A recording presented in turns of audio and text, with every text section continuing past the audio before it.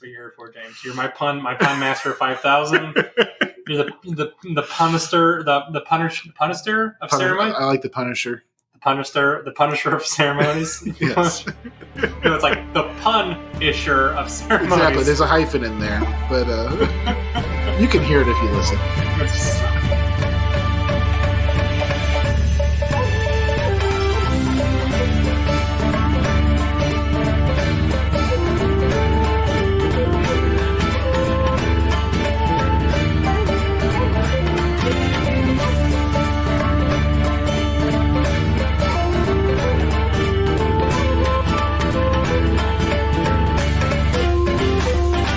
Hi, and welcome to Seriously Pointless Conversations About Culture, your seriously pointless podcast about all your nerdy and geek things throughout time and across the Isle of Demons, James. Mm-hmm. How are you doing today, man? I am doing well. Yeah? We've established that I spent the last week watching YouTube videos about pots. Yeah, this is definitely going to be part of the pre-roll. It's going to be in there. And the people understand what I have to deal with on a daily basis when I talk to you. Oh, it's fine. I'm the sane one. He's the crazy one. I'm not the crazy one. I'm edifying myself. Did you just say edifying yourself? I said edifying. Edifying. Okay, I was like, are you like an edgelord now? Is that what we're going to go with? No, I'm not an edgelord. Though my new D&D character might be a little bit of an edgelord. Oh my god. You want to tell him what you said it last episode. You want to tell him what your character is? Nah, we'll leave it a mystery. It's a reason to come back. No, I'm going to play a Kitsune rogue. You're going to be a furry. I'm not a furry. You're a furry. A little bit of a furry. You're a little furry. James secretly wants to have you go to a furry convention. This is how he gets around it. Well, so you know what I did last night before I went to bed? I got on Amazon and I looked up fox ear accoutrement. Are you fucking kidding me? I was thinking about buying a pair just to fuck with you. No, I would be okay during with our it. next session. I would be okay with it. Kelly would just be like, "This is my husband. Why did I marry him?" Well, and this will tell you something about our relationship, is that I was doing this thinking, well, I'll just do this one night and make the entire group really uncomfortable. And you used the excuse for me not to buy it. Like, clearly she did not want me to get these. And I didn't really have any intention to actually buy them. And she's like, oh, no, David wouldn't like that. And I'm like, well, what is that supposed to mean? What is that? What does it ever stop you from doing anything in the first place? It's never stopped me. Exactly. We're men. The only thing that stops us from doing anything is our wives at this point. And because obviously our consciences are... Exactly. What she meant was, James, I don't want you to do that. That's not what she said, though. That's great. Oh, my God. Thank you, Kelly. But you should have let him buy those because I just want to see you. I would have taken a picture of that. That would have been on Facebook in a heartbeat. You know that, well, right? That is the real reason why I didn't buy them. Is because I thought there is no way that this would remain a joke. It would be on Facebook. And absolutely. Yes, exactly. You know, your mom and dad would have an intervention like, James, we need to have an intervention for you to sit you down. Yes, and we don't talk about work on the podcast, but that would not be good either. So no, not at all. Definitely no. I think completely. It's fuel. It's fuel for the fire. That's all it is. That would never end. There's a reason why I don't tell the guys about my past Facebook posts, and since they're still on there, but I don't think they're smart enough to go back and try to or they care enough. I don't think they care enough to go back and look. Well, if you don't put it into an album for people to find easily, over the years, you accumulate so much shit that it's actually a lot of work to scroll down to the history. Exactly. So, it kind of guards itself after a while. So, if you ever want to find a picture of me with a shaved head with a single, a tuft of hair, a guy that goes down to a curl with a fake mustache. Actually, I would recommend it. It was a pretty good cosplay outfit. It was pretty good. So his mom made it for him. It's pretty good. Yeah, Mom. Thank you, Mom. If you ever listen to this, thank you from the bottom of my heart. But anyways, James, we were talking about one of your favorite games, which is... So, this is one of my favorite games this spring. Is called Sakura of Rice and Ruin, and this is kind of a weird one. It's actually pretty original in a lot of ways. Yeah. So you want to tell us a little bit about the game? So this is a action role-playing / simulation video game, and if that's a mouthful, it's because it is. It was developed by a company called Edelweiss, published by Marvelous. It first released in North America in the middle of November 10th, 2020. It came out for Switch, PS4, and PC on Steam. Strangely enough, it came out in Japan a couple days later because this is an American company, and Europe on the 20th. So let me ask you this: Did they ever publish it for the Xbox at all? I am not aware of an Xbox release, though. It would be kind of strange to publish on PC and not Xbox. I know. So this is one of those games that it's you've actually played it and I have not. I have it on my Steam wish list though because I saw this a while ago. Yeah, and I think this will still be an interesting one to talk about because it's got a lot going on. So the gameplay itself is a hybrid game. Mm-hmm. On one hand, you've got like an exploration phase of the game where you're exploring this island of demons. Mm-hmm. And there's a number of missions, and each mission has different objectives to them. And so every mission has like a beginning to an end where you're playing through this side-scrolling map. Yep. There's some platformery elements to it where you might be going up or down through the stage. There's some treasures and loot to find, mm-hmm. but mostly you're just trying to get to the end of the stage. And then each map will have little challenges so you can get completion stars for it, like, deflect 15 enemy attacks or kill 30 or 40 of these enemies or beat the boss of the level in under so many seconds. It's a pretty stereotypical platformer. Pretty much a platformer beat-em-up thing. Okay. It's a 2D side-scroller. I could enjoy it. I can get to that, yeah. It's fun. Yeah, it's cool. It's fast-paced. It's easy to do. And it pairs it with a rice-growing farming simulation. Because that's the natural pairing. That is the natural pairing. So what do you do in this rice simulation? So it's a highly detailed rice-growing simulator. The year is split up into 4 seasons. There's spring, summer, autumn, and winter. Mm-hmm. And then in each season, there are phases of the rice-growing process you're supposed to go through. They do streamline the year a bit. I think each season is like only 4 or 5 days. Okay, that helps a little bit. It makes it a lot easier. And so the rice goes through different stages of growth. So in the springtime, you have to sort the seeds to find the good seeds and the bad seeds. Then you start them in a starter box, and you decide how long to do it and how thinly you're going to, thin out the rice seeds. You're losing me, James. You're losing me, but continue. And you plant them in the ground, and you have to furrow the ground and remove the stones. You have to plant them. And then you have to no, this is much worse than Harvest Moon. You have to control how much water is in there. So you have 2 water gates, one to let water in and then one to let water out. And so you have to maintain the correct depth of water in the field for the different stages of rice growing. And of course, the rate of evaporation changes depending on how hot or cold and how wet or dry that day is. And there's 4 stages of rice growing. There's like the early shoots, there's like growing shoots and multiplying shoots, and then there's the ears.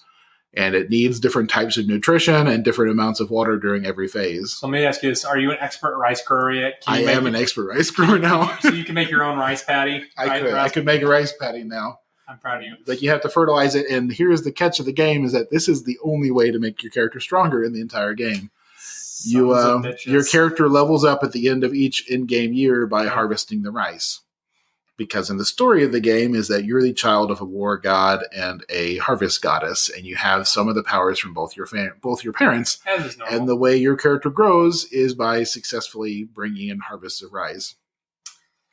Of rice and ruin. Got it. Of rice and ruin, exactly. So the story of the game is that you are Princess Sakuna. Mm-hmm. She's a spoiled princess in the kingdom of the gods. Yep. And the story begins on the big festival where everyone's making offerings to Lady Katsuhitsuki, who is like the head goddess of the area. Mm-hmm. And Sakuna always gives some of her mom's perfect rice, and everyone is like, "Ooh, look at such a great offering." But she's a total spoiled brat. And the game kicks off when she encounters mortals on the Heavenly Bridge, and they are having a fight, and the situation escalates where eventually accumulates in them accidentally setting fire to like the storage barn of the prime goddess. Oh my god. Subsequently, you get in lots of trouble, and she sends you to the Isle of Demons to clean the island of demons and, redeem yourself. Obviously. Along with like the 5 mortals who were involved in this whole thing. So on the island, you find your mom's old like farm hut where she used to live on this island, apparently.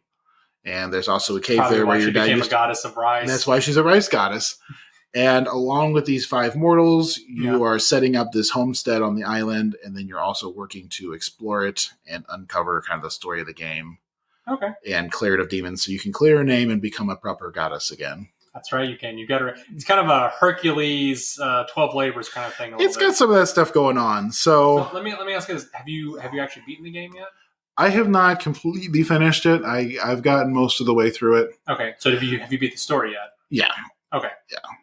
So how long does it normally take you? How long does the story take you? It's maybe a 30-hour game. That's not bad, actually. That's pretty good. It's pretty good time sinking. I think it was $25, $30 on Steam now. Yeah, and it's got a really nice story. It's pretty much all voice acted. The voice acting is good. The interactions between the different mortal characters and the goddess are pretty good. The way they talk and kind of the story of your little town, like your little farm as you build it up, is all pretty nice. Anybody that we know that's on the game at all? I don't know of anybody that I would have to look. I'm not sure if there's any notable voice actors on there. I mean, a lot of times with these, like, this is a kind of a smaller studio that made this. This is a smaller studio's game, and it actually performed way in excess of what they were expecting. Which is great. I think they said they were hoping to sell like 100,000 units or something, and actually they recently passed up 1 million just last week. So a little bit on this. So, like you said, this is an independent studio team. Edelweiss is actually a 2-man team. 2 people made this game. Mm-hmm. That's insane. It's a 2-man team. I think their previous notable game was a shoot 'em up called Aster Breed in 2014. Yep.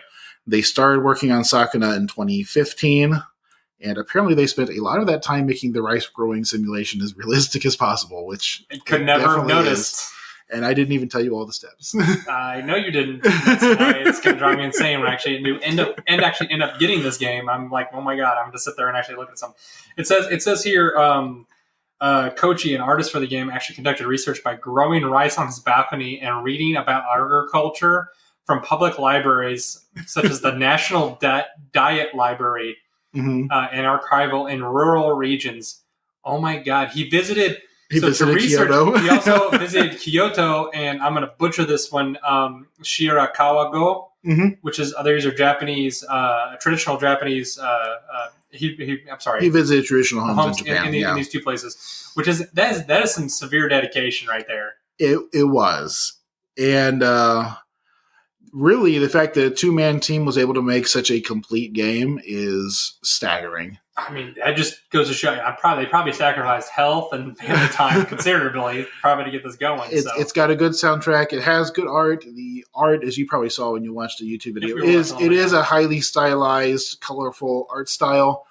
It fits the kind of Japanese mythical aesthetic of it. So it kind of reminds me... But it comes across more as like a PS3 era type game. What's the one with the wolf in it? Like Okami. It kind of reminded me of that art style a little bit. Yeah, exactly. That kind of watercolor brushed on type of look. I really like that. So, I don't know if I'm going to be getting a hold of this anytime soon, but it seems really interesting. Yeah. So, I mean, I'm just curious to see, because initially because I'm trying to remember, this came out, like they said, I think it came out last year, like you were saying.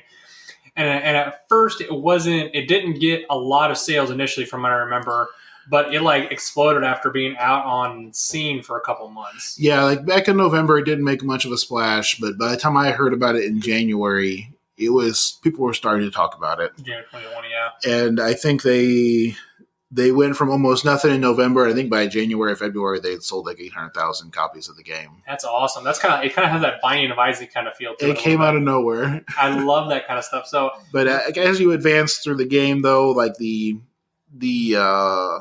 mortals that are with you start taking on more roles. Mm-hmm. So, like one of the boys that's with you becomes a blacksmith for you, and you can take like materials you collected from the demons you're killing to make yourself new weapons and armor. One of the girls becomes a tailor for you. One of the ladies is a cook, and cooking is actually a very core mechanic of the game. I was going to say, yeah. Because in order to be able to heal while you're on the missions, you have to have the right food buffs. Because if you haven't fed yourself the day before, then you don't heal at all while you're fighting on these missions, and they become pretty much impossible. I was going to say, quickly. that's kind of sounds like one of those game mechanics that they purposely did that so you would have to pay attention to what you're doing. It seems like very much a game that it wants you to pay attention to the little things that are going on in there, which I kind of like that sometimes. It does. And things like whenever you're growing your rice, you can try to grow more of it so you can make yourself bigger and better food products to buff yourself with. You can also try to grow higher quality rice, which gives you more levels and gives you more experience on your character. Now, does that have a risk to it? Like, is there a chance of like it going bad or like? There are some diseases and stuff for the rice in the game, but it's pretty easy to avoid. The bigger thing is just the learning curve of how to generate a good rice harvest is pretty steep. So what you're saying is I need to watch some YouTube videos. I would highly recommend just looking it up because in particular, the water mechanic was the one that I struggled the most with. Okay. Because, I mean, like, clearing all the rocks out of the field, sure, great, I can do that. Yeah, that's easy. But it doesn't make it very obvious how much is too wet or too dry, in particular because it's raining and there's sunny days and it's hard to know what you're shooting for each phase of growing. Because at the end of it, it doesn't necessarily give you that direct of feedback on what it was. It'll tell you that your hydration sucked, but it won't tell you, like, in which particular of the 4 phases. That does sound a bit the tutorial character who is helping you farm, he gives you like, rural type advice. Like, at this point, a little water's okay. It should be up to your ankles. And then he'll be like, oh, at this point, it should be much deeper, up to your calves. And you're kind of looking at your character. You're like, you mean my calves or his calves? And like, his calves are significantly higher than mine. It's like WTF, code. But the camera is kind of like an isometric view. So you're like, am I high enough? I don't know. What am I doing here? It's just like, it's kind of annoying. It's like, that's interesting, though. But for being this being their sophomore title they've kicked out, this is pretty staggering for them to have something that's blown up this much. Do you foresee them doing anything else or trying to expand their team at all? I think this has been a very successful game for them, so I think they are going to keep developing. Why would they stop at this point? Are they going to expand their team? I don't know. Yeah, it's pretty impressive for a 2-man team to make a game like this and to be so successful with it. I think the trouble with small studios who are developing on their own is that there's a lot of pressure to be more continually successful because there is so many years of time and effort invested in each game that the pressure to be a success every time gets higher and higher. Let me look at this. So basically they had a 3-year cycle for this one for 2 men. So they first announced this in 2017. So they had started working on this a long time ago. So they started in 2015. So they worked for 5 years. 5 years. That's a long time. I mean, 2 guys though. I mean, coding and getting even if you assume that their own personal salary was the only expense, which I'm sure is wrong. That's still that's a staggering amount of money for a 2-man team to pony up before they release the game. Yep. And something of this scale, if it had flopped, I mean, they could have been in big trouble. I mean, they probably could have been out of house or home or whatever. Because, we've talked about, like, Too Big to Fail as being part of a AAA thing, but the opposite applies to these indie games. Yeah. There are so many out there that are flashes in the pan and never sell anything. Well, it's the Kevin Smith model, essentially. It's like they take – so I don't know if you ever heard the story about, like, his first movie, Clerks. I mean, essentially, he had multiple – to finance his first film because nobody wanted to finance this film. So he took out multiple loans on credit cards. He was literally paying things off with credit cards. He had like 3 or 4 credit cards maxed out to pay for his film so he could make it. And it blew up and it worked out. But I mean, can you imagine if it's like in this situation, it's like they take out loans or whatever it is. And they make these games, and then nobody, like, maybe they're just another Joe Blow that makes a game, and nobody hears about it. It's just like, what happens there? And that's the thing is the indie gaming market is glutted. It is absolutely saturated. Absolutely, yeah. And so these standout games, I mean, not everyone can be a Terraria or a Minecraft or a Sakuna Rise and Ruin or a Binding of Isaac. For every 1-man team making a Stardew Valley or Binding of Isaac and rolling in ludicrous amounts of cash for one person to make. Thousands of other games that are just trash. There's thousands of games that are just trash. Yeah. So, Edmund McMillan has made his millions on Binding of Isaac. Yep.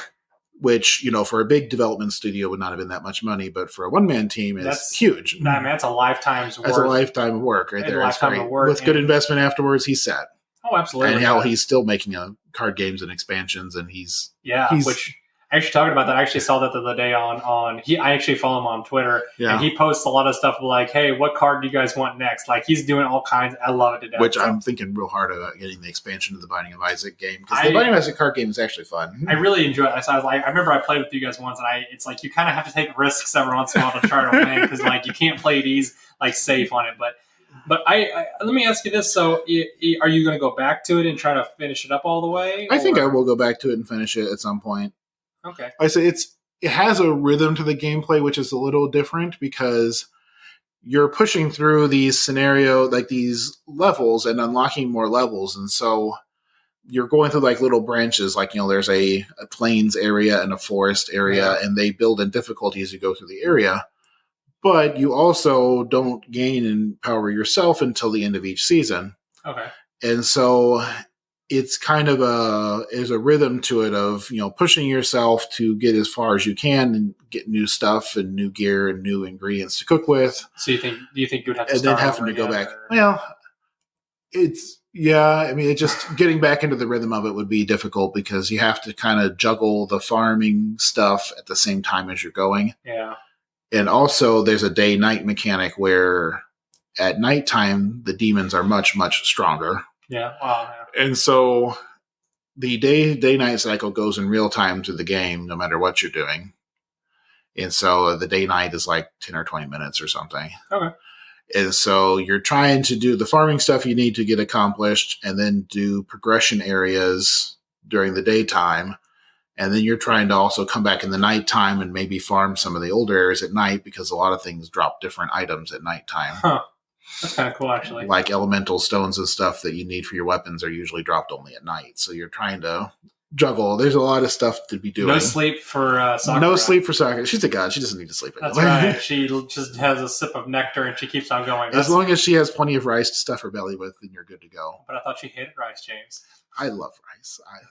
Well, you love rice. In real life, I could eat rice every day. But that's true. And that might be part of what attracted me to this game. We're the kind of guys that buy those 20-pound bags of rice that sit in our houses, and we just eat it for like a couple of years. Have I mentioned this on the podcast yet? My wife and I had an experience actually with that, where we were going to the local Asian grocery store here in Cape, and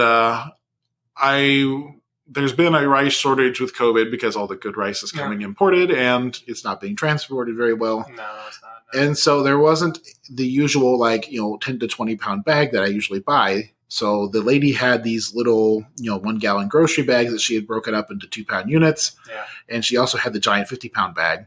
So I sat down and I'm like, well, I don't want the 50 pound bags. So I'll just get 3 of these small ones. That's a lot of rice. And so I was going to get 3 of the 2 pound one bags. I'm like, I guess I'll just come back in a month or two and get some more. And we got to the counter and she looked at me and she looked at those bags and she's like, those bags are $5 each. I'm like, yeah. She's like, well, the 50 pound bag is only $20. And she's like, you're here all the time. You eat lots of rice. You bring those back and you go get the 50 pound bag. And I'm like, yes, ma'am. She's like, okay, I know now. It's like Asian grandma could not stand that I was wasting money on rice. No, she could not. I love going there. And she's like, I like you too much. You're going to go and get the other one. We go there. I go there quite a bit with Lewis, and she is I don't know. I think they're actually I don't know if they're Filipino or. They're Filipino, and they live down south in Poplar Bluff, and she actually drives up every day. Oh my God, she drives up here? Yeah, she drives up here every day to run the store. I thought they lived upstairs, but that's amazing that she drives up here every day. But good for her. But I remember the few times the first couple times I went in there with Lewis. Lewis was always like, well, I have a 2-year-old, so he's just looking around and everything, like, what is all this? I was like, considering he's never been really in a grocery store in his life because of COVID and everything like that. But in the last couple of years, the last year or so, we've been kind of going back there. I hadn't thought about that. He missed out on a lot of those things. I know, right? So we started going into the store, and when we went there the other day, I was like, he saw all the little all the chip bags and all the the basic Japanese snack foods and things like that, and he goes over. And he actually sees the giant rice bag and he starts smacking it. And they're like, "Oh, it's so cute!" And they think he looks like a little angel. I'm like, "I'm fine." And I'm like, "Come on, Lewis! I'm trying to get him to come with me." And they're like, "No! He can stay up here with us." And I'm like, "Okay." I'm like, I kind of know these women. very, like I know them, but I don't know their names. I don't really have a conversation with them all that much. I'm like, okay. And I'm like, they're so nice and grandmotherly. I'm like, whatever, that's fine. So I like go do my little shopping around the store and I come back out of the frozen section. And like, I guess he had coerced them into getting they have those one of those little lucky cats, that waving cats. He got him to pull it down and they're sitting there holding it. And he's just like waving at the cat. Like he's like, he says, "Gato, gato." And they're like, oh, he is so cute. They're like, do you want a cat? And like, Daddy can't afford a cat. So yeah, they're really nice ladies. Very nice people. I want to kind of go back. I want to take him back there because he loves going there, and he especially likes going there because he found out that we got mochi from there one time, and he's like, "What is this?" Yeah, I was really surprised that he was all about that kind of the frozen ones. That's kind of more of an ice cream type stuff. So I think one of the last things I want to mention about the mechanics of this game is the cooking stuff. Oh yes, and there's a very deep menu of meals you can make for yourself, and so like for each meal, you can have like main dish and side dishes and desserts and drinks. And there's like nested food preparations, again, using like very traditional methods. And so your basic stuff is like, okay, you can have rice and you can have millet and you might have meat that you got from killing demons. Ew. But you could dry the meat. Oh yeah, you have demon jerky. If you have rice bran, you can make vinegar, and from the vinegar you can make pickled meat or pickled vegetables. You could take your rice and make soy sauce out of it, or you can make tofu out of it. You can make tofu out of beans. You could make mochi out of the rice. You can make sake out of the rice, and then all these products feed back into the food you can make for yourself. And so you start off just eating, your boiled rice with rehydrated sparrow meat. That's right, you do. And by the time you get to the end of the game, you're like, I think for tonight I'll have a fried rice with my. So this is like right up your alley. Yeah, it is. Yeah, I'm going to have fried rice and some, miso glazed salmon with, that sounds amazing. With like a tea beverage and everything gives you like a different little buff for the day. This is definitely right up your alley. It is up my alley. I had a lot of fun with this one. That's the kind of thing I could see you getting into. I've started to kind of get into that a little bit in my older age. And I think it's maybe just because I've also been around you since we've kind of like both moved back to the same city and we've been around each other a little bit longer. Mm-hmm. I'm starting to be like, man, I gotta start upping my cooking game because Jackie's like, James always makes the best food. And I'm just like, what is David? David makes slob. David makes slob. You're like, what do you want? Rice and meat? Chicken? I don't have a problem with that. As I said, I'm a very basic kind of guy. Like I would literally throw like chicken in a slow cooker with some like veggies and just like a little bit of water and throw like a seasoning powder, let it cook overnight.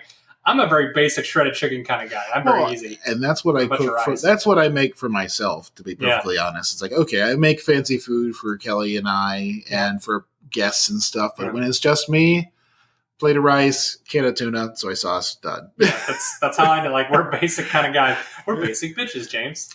Yeah. We're basic cooking. Because that's the funny thing is, like, whenever you like look at these cooking shows, these guys basic are like, middle-aged man with an interest in anime. That is exactly how I am. And that's what I love about that kind of stuff. Jackie's like, well, I can't eat rice again. I have to have noodles. I'm like, I could eat rice for like every day of the year. Twice a day, every day, easy. If not 3 times for me. I'm pretty bad about that kind of stuff. But yeah, this seems like a pretty fun game, and I'm kind of glad that you're going to go back to it and see if you can try and push the way through it. This kind of has actually kind of made me want to get it. It's going to be on my back burner. I'm going to try and see if I'm going to wait. Fingers crossed. Hopefully, they might put it on Steam Summer Sale. I don't know. It'll go on sale at some point, I'm sure. Yeah, I'm kind of I have so many bad games in the backlog that I need to play, and I'm in no rush to play it right now. Because for indie games, there's not a lot of reason not to put their games on sale. Yeah, because once the initial thing has sold, going on sale generates more buzz for them. Mm-hmm. I mean, it's kind of like with the Supergiant games, and it's just like whenever they put right before Hades came out, they put all the other games on sale. Like they put the what was the one they put Bastion, and it's not Celeste. It's Oh, it's the one where you're in this weird like techno world. Can I remember? Oh, the one with the like computer chip sword. Yeah, she's got a sword and she's the red. They call her Red. Hey, listen here, Red. I tried playing through that one. I couldn't make it through that one. I got about halfway through and I couldn't. I just the story just didn't work for me. It wasn't like the gameplay. It was just the story was like so. See, that's the thing. Was the gameplay was what like maybe it was maybe it was a story that kind of. Well, also the gameplay, that whole like freeze the world, program your actions, and then unfreeze mechanic. Yeah. It lost its color very quickly, and the enemies had in general very large health pools compared to your abilities. Yeah. And yeah, it just wasn't very good. It wasn't very good. So, like I said, not everybody's a winner, but hopefully, Elderwise is it Elderwise? Edelweiss, yeah. Elderwise. Hopefully, their next game will be. I would love to see what they come up with. And I don't think they've released anything about what their next title is going to be, but. Well, I mean, as far as I know, they might just be sitting, kind of like stewing a little bit, thinking about what they want to do because they did, like I said, they just came out with this game. They're not planning on doing any DLC for this, is from what I've read. So maybe they're cooking up something new. Like I said, maybe they'll have a cattle simulator for you, James. Maybe. And you can totally do exams on the cows and have all kinds of things. Maybe you'll have like the cows trying to be born in breech position and you have to rotate them. I would totally never buy that. That's the kind of thing you would probably be like, oh, this is okay. I can deal with this. Nah, that would be too much. It'd be kind of like me telling you to, hey, James, buy Surgeon Simulator. That game was hilarious, but it was awful. It was so mad. It made me so angry so fast. It's like a game that became famous because of how bad its controls were. Exactly. If you guys want to have a fun little time, I would highly suggest getting Surgeon Simulator 2000 was good. It was great because there's literally they're like, what's this? You're in an ambulance. Now you have to do surgery all by yourself, and things are just sloshing everywhere. And I'm just like, what is going on? And there was the janky blood clotting needle that you had to pick up, and you had to jab this guy with the needle to make him clot. Just right. So he wouldn't bleed, but if you jabbed yourself, it got all psychedelic on you. And I'm like, this makes no sense. Those are the greatest games ever. But anyways, this seems like a pretty fun game, and I'm gonna pick it up on Steam Summer Sale if this does. Yeah, and so I guess a chat on the reception, it's gotten somewhere between 7.5 and 8.5 on most of the aggregate stuff. I think it's like an 83 on Metacritic. Yeah, right now. Generally positive. Like I said, it passed up 1 million units last month. That's pretty dang good. Which is for an indie game out less than 6 months. Really good, and the scale and the polish of it resembles a game from a much larger studio. It looks like it almost kind of really for a 2-man group. Yeah. They really outdid themselves. It looks like more of like a 10 or 20-man group, like the way it's built and looks. That's what it looks like, but it's not. I'm just simply amazed that they were able to put something out that looks this great. Mm-hmm. But yeah, I'm definitely going to try and pick it up here and say the next couple months, maybe. Depending on if my WoW addiction doesn't catch up with me, because you're a jackass and you decide to give me $15 for WoW, play Burning Crusade with you. So if that happens, this game is putting way on the back burner for a long, long time, just along with all these other games that I've been playing. So, and I'm going to blame you. Well, I mean, is there really a difference between playing WoW classes with your friends or, playing Borderlands for the 3rd time by yourself? I mean, it's the 2nd time. Thank you very much. Okay, 2nd time. I have morals. Okay, and you can play with people on there too. Okay. Are you playing with people? I have an open game, and people can come in if they want. They don't have to ask. That's right. That's what I thought. That's right. So if you want to play with me, join me on Comic Man. That's right. Find me on Steam, guys. If you guys like to play games online, find me up on Steam. It's let's see, my Steam name is Comic Man. I think is it still Comic Man? I can't remember. Mm-hmm. That's how old it's been. I've had that thing for so long, but yeah, I love playing with folks on Borderlands. Considering all the other buddies that I play with are on PlayStation now, which I probably won't have a new PlayStation for quite some time now. So, and the longer things go on, the more I want this PS5. Like, it started out with me being like, well, I guess I'll get it, so I'll have the same system as David for this console generation. And now it's like, man, all the cool looking games are coming out on PS5. just give it a break, dude. So I want it, but not enough to play scalper like $800 for it. No, so I would, like I said, I know we're kind of delving over into other territory here, but what I would highly recommend is get Game Pass for Xbox you played on your PC. Yeah, I should do that. And since you already pay, don't you already pay for Xbox Live? I canceled that a while back because I haven't really been using the Xbox. So I said I think you can play co-op games on Xbox. These days I've mostly done Switch and PC for the last couple of years. Yeah, and so like I said, you have Steam stuff on there. It's all free. Like I said, there's so many other things you can do. $15 a month. The first month of Xbox Game Pass is $1. Well, I'll pay it for $1. Like I said. Do you want $1? Well, like I said, I'm going to be going on the night soon, so I'll have 2 or 3 sleepless nights where I'll have nothing else to do.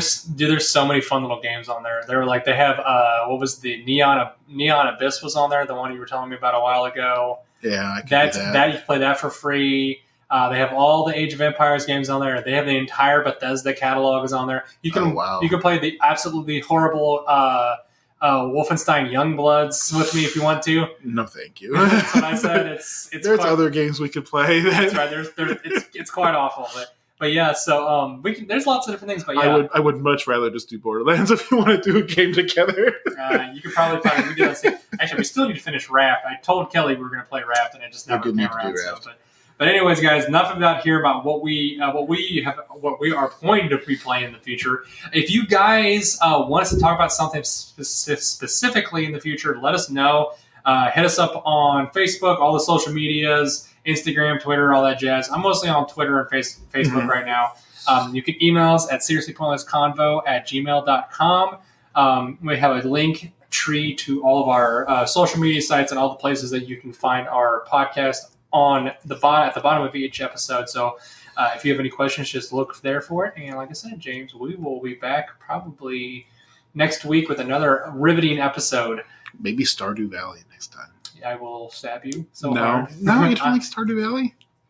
I told you I am not a crafting man. I tried to play Minecraft and I just couldn't get into it all that much on my own. And when I play with you guys, I just destroy things and Shannon gets mad at me. So. Well, yeah, you were never a Minecraft person. No, I never was. I need clear objectives. I need clear and present objectives. But anyways, James, thanks for stopping by and telling me about your favorite game or one of your favorite games this year. Hopefully, we will, like I said, we'll be back next week and we'll talk about something more. I don't know. Maybe anime-wise? I don't know. What do you want to do next time? You want to do anime next time? We'll think about something. So, the Reincarnation as a Spider anime is surprisingly entertaining, even though it's kind of a mess. That's okay. Maybe we'll do the slime one. We could do the slime one. Yeah. I have so many. Reincarnated. I have so many scripts on there that you guys should see. I've noticed you starting to kind of watch some of the ones. It's bad. It's keeping me busy while I go for my runs on treadmills and things like that. So, yeah. But anyways, guys, we're gonna get out of here. James, thanks for stopping by. And like I said, guys, we will see you next week. Right. Have a good one. Adios, guys. Bye. If you're interested in keeping up to date with new episodes on our channel, add us on any of your favorite podcasting apps, or subscribe to our YouTube channel at Seriously Pointless Conversations. If you have questions or concerns, please email us at seriouslypointlessconvo@gmail.com. We appreciate any feedback. Thank you for listening to our show.